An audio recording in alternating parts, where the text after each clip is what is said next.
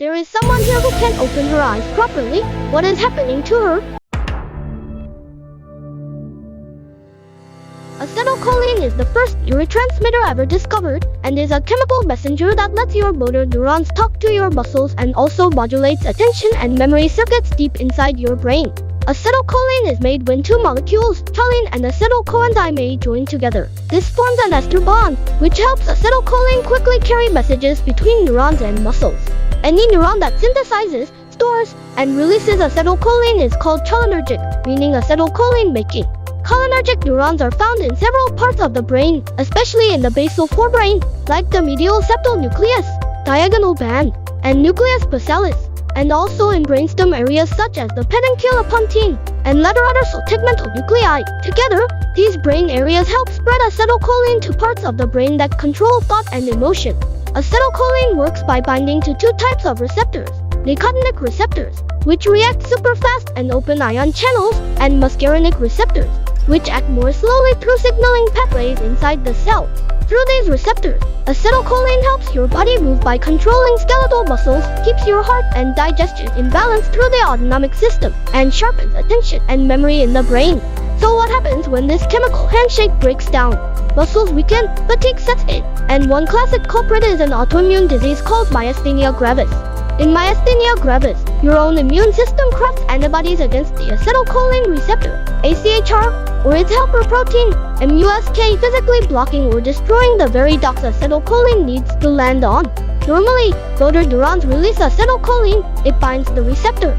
Sodium rushes in, and the muscle fiber snaps to attention. But in MG, the antibodies jam the receptors, and the contraction is weak or absent. The disease shows up early in facial and eyelid muscles because those muscles have a very small safety margin.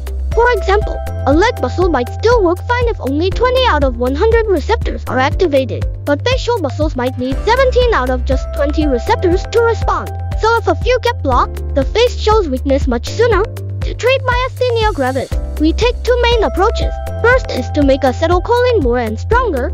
The first thing we usually try is a symptom relief medication like pyridostigmine, which is a type of cholinesterase inhibitor. What it does is block the enzyme called acetylcholinesterase, the one that normally breaks down acetylcholine. So by stopping that breakdown, we give acetylcholine more time to reach the remaining receptors and activate them. It starts working in about 30 to 60 minutes and lasts around 3 to 4 hours. It's easy to take by mouth a few times a day and works well for most patients. But when symptoms get worse or don't respond enough to that, we move on to the second, immunosuppressive therapy, which targets the root problem, the immune system's attack. The first option here is corticosteroids, like prednisolone. They act quickly to suppress the immune response and lower the production of harmful antibodies. Doctors usually start with a high dose and then slowly reduce it over time.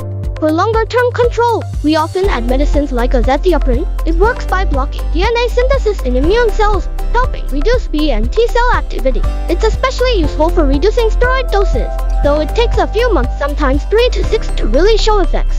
Wait, could it be me? If your eyelids feel droopy, if your jaw gets tired while chewing, or if your muscles feel weaker the longer you use them, well, that might actually be a sign of myasthenia gravis. We've just explored what acetylcholine does, how it's involved in myasthenia gravis, and what kinds of treatments can help bring strength back. If you found this video helpful, don't forget to like, subscribe. See you next time.